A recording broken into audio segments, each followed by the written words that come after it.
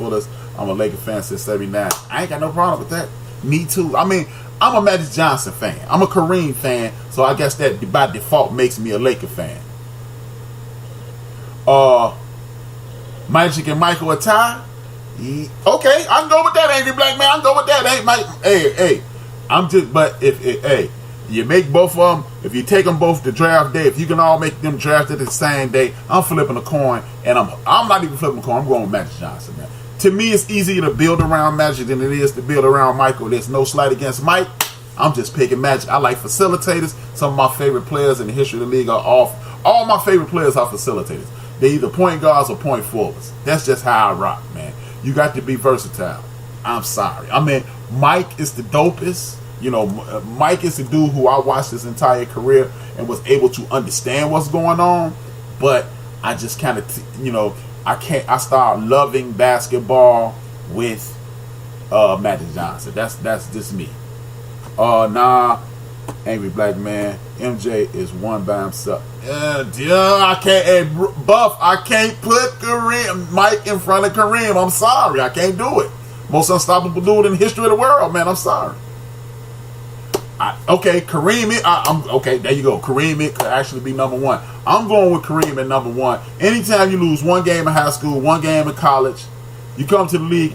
You're in the league a year, win an NBA championship, win 6 MVPs, all-time leading scorer, 6 NBA championships. I don't go along with that. Nope, never lost in the finals. Hey, maybe I'm crazy, but if you go to the finals 9 or 10 times and win 5 or 6, or hell, even if like LeBron, if you give me a chance to be a fan and cheer at the finals every year, I'm going with you. Being perfect in the finals sounds good, but I would have much rather been in second place a couple more times than to win every time. That's just me though. I don't have no problem with nobody disagreeing. MJ, Pippen, the Dream Team, love Kareem too. You gotta love him, man. You gotta love the sky hook. Man, you know what, man? Something I want to bring up. I was gonna bring up later on the show, but bring it up now. That special that ESPN has, the love affair with basketball. Man, if y'all not watching that, y'all cheating yourself, man. That's some of the best basketball documentaries I've ever seen in my life. As painful as to say LeBron James is the most unstoppable player ever. Whoa. But he's not the GOAT. Whoa. Even more unstoppable than Jab. Even more unstoppable than Jabbar. Ooh, I can't wait to see the response to that. But if y'all not watching that basketball love affair thing on ESPN, you cheating yourself, man. If you're a basketball fan, please catch up on those documentaries. It has been wonderful to find out that Spencer Hayes and Kareem have not spoken a word to each other since that game in the Houston Astrodome. They have not. Only thing they've said, they've made it, thrown each other a high five. They've never said another word to each other. They walked into that game friends. According to Spencer Haywood, Kareem kind of shunned them after the game. They've never said a word since. We're talking 50 years, not a word. I can't argue with you, Mo. I can't. Hey, man, I'm a facilitator fan. You allowed to anything, and he got shut down by it. Did he get shut down, Angry Black Man? Or did they just devise a plan? Did he get shut down, or did Eric Spoelstra get out coached? That's the question I want to ask everybody in the history of the world. Did LeBron get shut down, or did Eric Spoelstra get out coached? Because I am of the school, or of the train of thought, that why is it that LeBron carries the entire bulk of the blame when they lose, and Dwayne Wade and Chris Bosh carries none of that weight?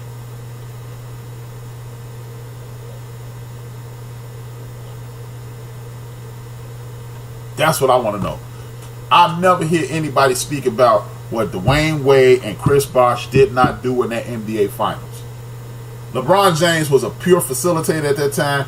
He was in over his head. Coach Spoelstra should have put the ball in Dwayne Wade's hand, much like Coach Riley did 2 years before when he saw Shaq wasn't being effective. He put the ball in Dwayne Wade's hand, win this series for us, Dwayne. And this is one of the few times in Miami that Dwayne Wade was not injured. So why does Dwayne Wade not get any of the smoke? That's all I want to know. But man, I'm loving this. I'm loving the interaction, man. Again, man. Back to the Rondo Chris Paul situation. I'm sorry, man. I think it was more forced. Everybody in everybody in history of basketball is a crybaby. If you want me to, I will go to the end of the bench after the show. I will go to the end of the bench and show you Magic Johnson crying to the refs, Michael Jordan crying to the refs, Kobe Bryant crying to the ref, Kareem Abdul-Jabbar crying to the ref, Larry Bird crying to the ref, superstars bitch and whine to the refs. I don't understand why LeBron James get all the weight on crying to the refs. All those dudes on some sucker shit when it comes to the refs. It's part of the game. He got shut down. Dwayne Wade averaged 30 in the final. LeBron. Oh, no. I'm the Hey, bro. You will never get me to say LeBron James didn't pump dead out the series. That man choked.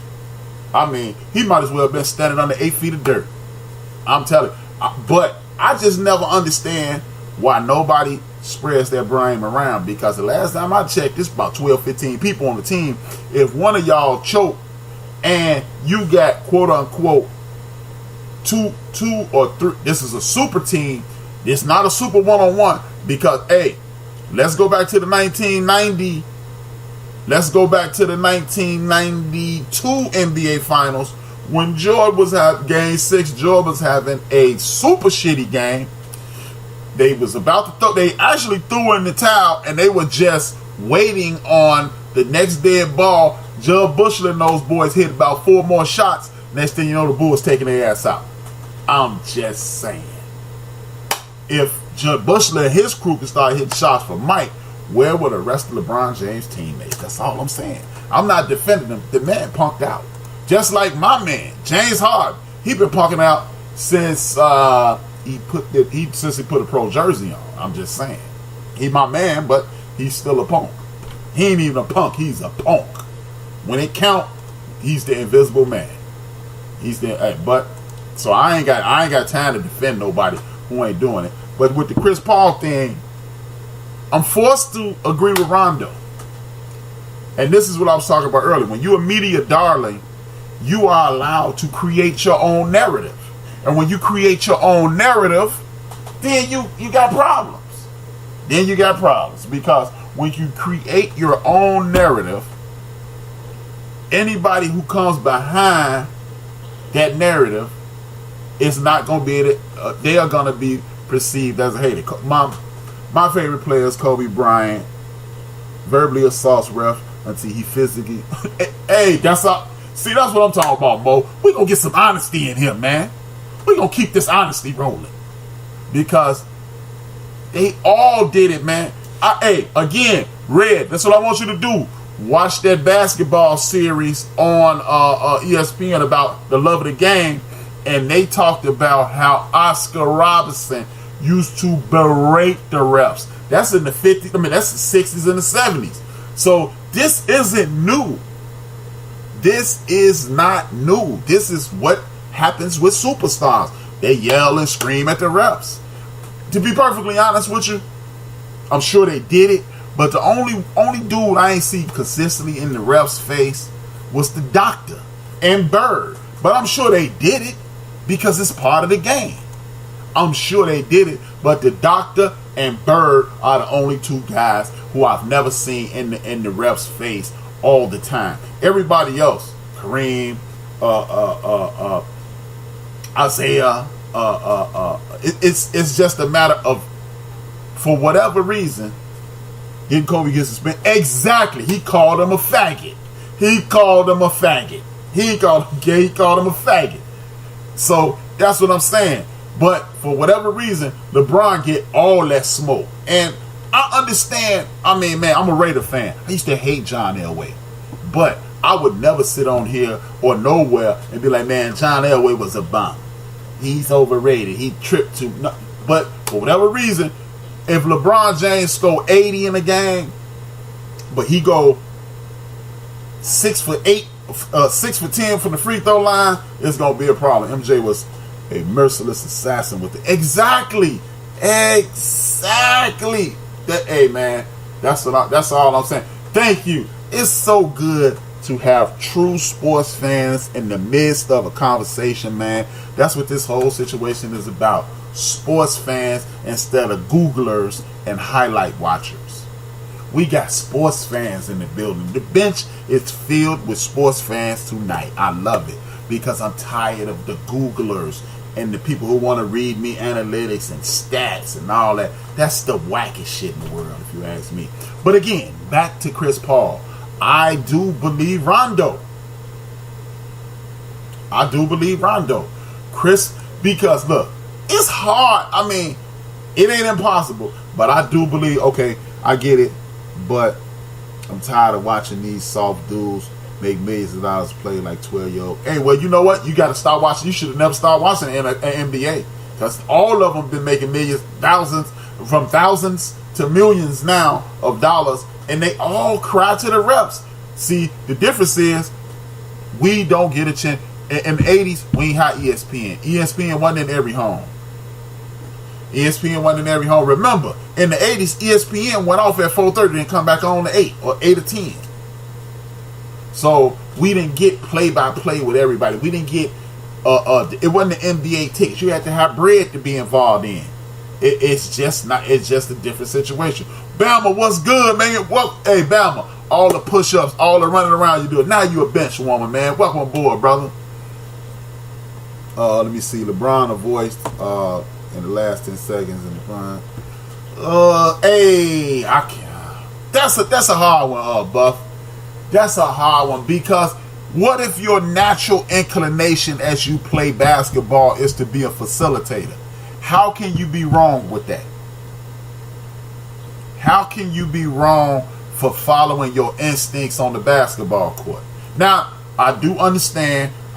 One of my favorite players all the time is my very number one is Isaiah Thomas. He wasn't passing. He was a facilitator. Magic Johnson waved off James Worthy and Kareem and did the baby hook. So I get what you're saying, but this is how I draw up LeBron in my world. LeBron is the rare superstar that actually listened to the coach. And what I mean by that is this. He bought into the team concept and he's genetically predisposed at this point to do what the coach, how he was taught. The NBA and the NFL have a message to the rules and facilitating and officiating. Exactly. Hey, period. That's it. Read Angry Black Man's last statement. You just have to deal with it. You just have to deal with it. But back to the Rondo thing. I believe him, man. Chris Paul has built a reputation of a cheap shot artist. Chris Paul is still angry at the homie Rondo for telling him you good, but you know, he said he called him a bum and said he'd never win anything. And because Chris Paul is a small guy and he's looked at, wait, LBJ is the coach. Wow. So we're not going to give these coaches no credit because, okay, so, yeah, it's kind of hard to give them credit too because, see, this is why people hate LeBron James. Hey, Buff, I agree. That's what I just said. He will, but you know what? Okay, early in his career, I'm forced to agree with you. But of late, I disagree. Lately, LeBron has been taking the ball and not passing. As a matter of fact, Pope had a better. He was wide open in the corner, and the kid from Villanova had a better shot than LeBron the other night when he took that dumbass fadeaway three that he always take. The dumbest shot in the history of the whole world. Well, I mean, look, okay, look at it this way, Red.